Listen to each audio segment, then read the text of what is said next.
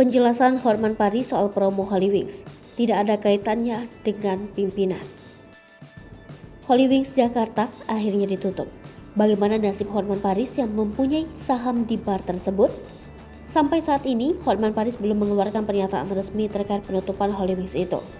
Dikutip dari Kompas.com, Hotman Paris menegaskan bahwa promosi yang dianggap sebagai penistaan agama itu sama sekali tak melibatkan pimpinan di Hollywings. Oleh karena itu, ia menilai wajar jika polisi hanya menindak 6 karyawan Hollywings yang terlibat dalam pembuatan poster promosi itu.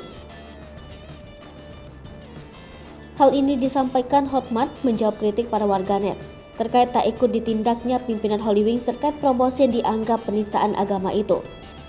Hotman beralasan, pimpinan Hollywings tak ikut terlibat karena promosi miras itu pada dasarnya sudah menjadi program rutin yang berjalan.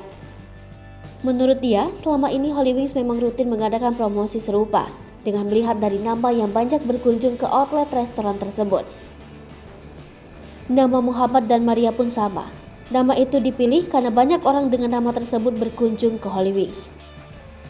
Oleh karenanya, saat mengadakan promosi dengan nama itu, tim kreatif dan media sosial tak lagi meminta persetujuan pada pimpinan.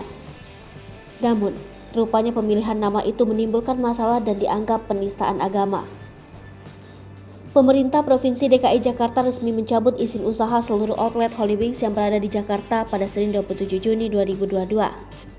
Adapun alasan pencabutan berdasarkan rekomendasi dari 2 organisasi perangkat daerah, yakni Dinas Pariwisata dan Ekonomi Kreatif Provinsi DKI Jakarta, serta Dinas Perindustrian, Perdagangan, Koperasi dan UKM Provinsi DKI Jakarta.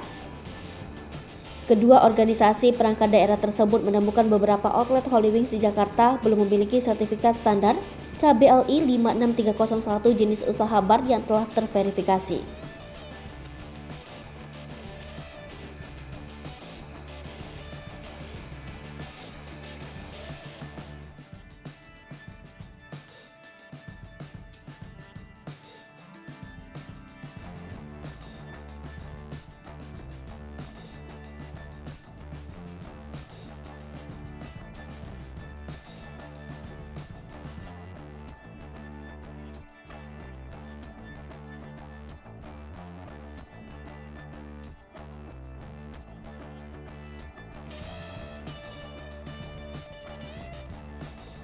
Hai pemirsa Sri Popo TV, jangan lupa komen, like, dan subscribe, serta tonton